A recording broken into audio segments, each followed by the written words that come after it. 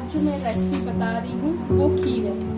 खीर सभी के घरों में बनती है, पर इस खीर में ये खासियत है कि ये बचे हुए चावल से खीर बनी हुई है। जो मैंने सुबह चावल बनाया था वो बच गया था, मैं उसका आज खीर आप लोगों को बताने जा रही हूँ।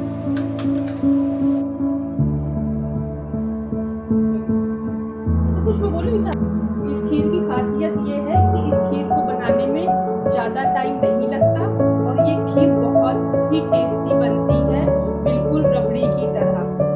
तो पतीले में दूध लेंगे, गैस में चढ़ाएंगे। जैसे दूध में आप लोग देख रहे हैं उबाल आने लग गया है, वैसे ही हम इसमें अपने सुबह की बची हुई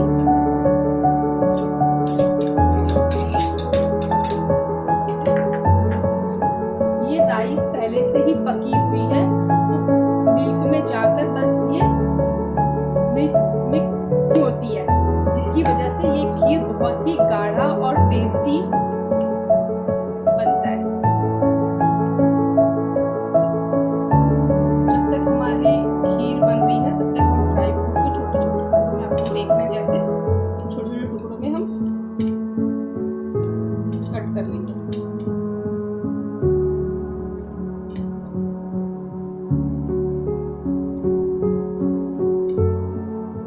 आप इसे घिस भी सकते हैं, चाकू से भी कट कर सकते हैं, आपकी मर्जी है। छोटे छोटे टुकड़े करेंगे,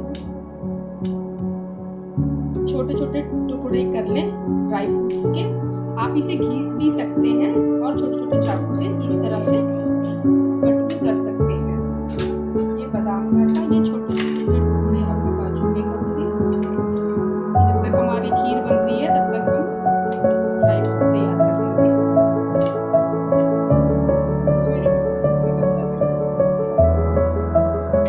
बीच में आप इसे हिलाते रहें कि ये नीचे लग ना जाए, नहीं तो खीर का टेस्ट खराब हो जाएगा और जला जला टेस्ट आएगा। तो आप बीच में इसे हिलाते रहें, क्योंकि चावल पका हुआ है तो इसमें जल्दी नीचे लगने का डर रहता है।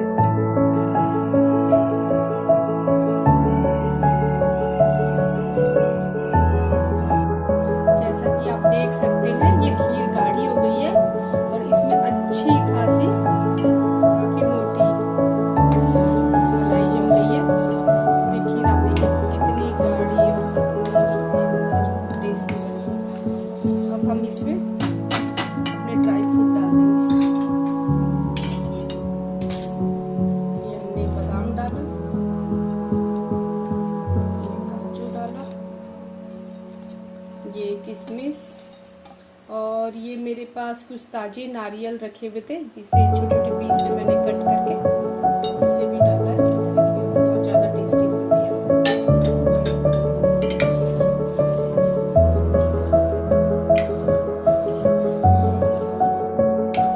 2 मिनट ड्राई फ्रूट को थोड़ा पकने देंगे और आपकी खीर तैयार है। जैसे कि खीर तैयार है,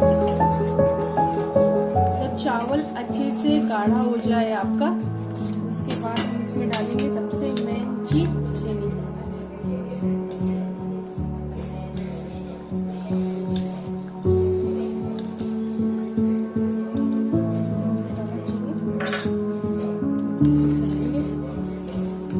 आप देख रहे हैं खीर कितनी गाढ़ी हो गई है।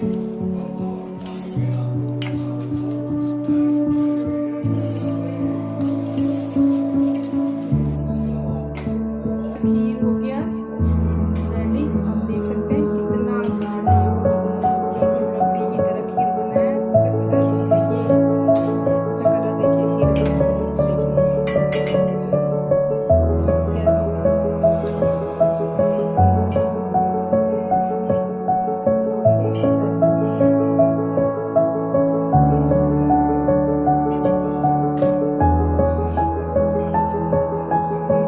बचे हुए चावल की खीर रेडी। बिल्कुल भी टाइम नहीं लगता, ये खीर 15 मिनट में बनके तैयार हो जाती है और बहुत ही ज़्यादा टेस्टी होती है, बिल्कुल रबड़ी की तरह।